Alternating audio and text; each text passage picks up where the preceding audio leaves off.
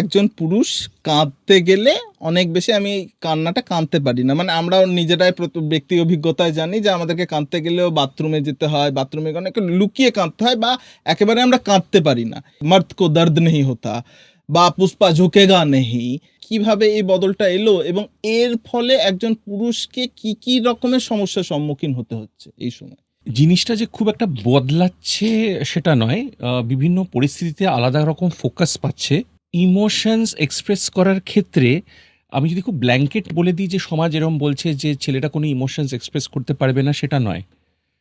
ছেলেরা দুঃখের, পরাজয়ের, প্রতারিত হওয়ার ইমোশনস এক্সপ্রেস করতে পারবে না। কিন্তু ছেলেরা রাগের ইমোশন এক্সপ্রেস করতে পারে। ইনফ্যাক্ট ওটা যে একেবারে বাড়িতে বাচ্চাদের শেখানো হয়, ছেলেদের শেখানো হয় যে তোমরা ভালো করে রাগতে শেখো, সেটা বলছি না। রাগলে সেটার জাস্টিফিকেশন আছে। ছেলে তো একটু তো রাগ হবেই।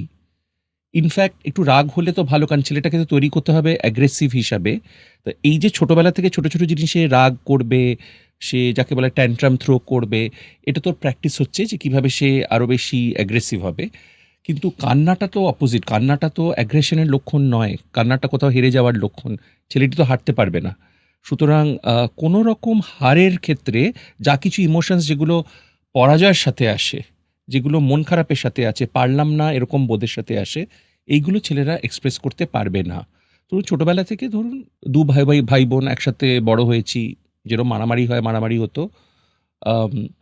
আমি খুব আর্লি অন শিখেছিলাম যে মার খেয়ে কান্নাকাট করলে খুব মুশকিল আছে আর কি। মানে ওটা আমার বোনের কমপ্লেন্ট। হ্যাঁ, দাদা তো কিছু করলে কান কেঁদে দেয় আর কি, এইটা। তো আমি খুব তাড়াতাড়ি শিখলাম যে এইটা কোনো এটা আমার দেখানো চলবে না। আমি আরও দুমদাম কয়েকটা মেরে দিলাম, তাও অ্যাকসেপ্টেবল, কিন্তু কান্নাটা কাঁদা চলবে না। দর্দ হয় সেটা আমার এখন মনে পড়ছে, সে আমরা ছোটোবেলায় যে সিনেমাটা দেখি, সিনেমাটা গান খুব হিট গান ছিল, শুধু দর্দে দিল হয় ছেলেদের, আচ্ছা, আর দর্দে জিগার হয়, এছাড়া আর কোনো দর্দ ছেলেদের হওয়ার কথা নয়।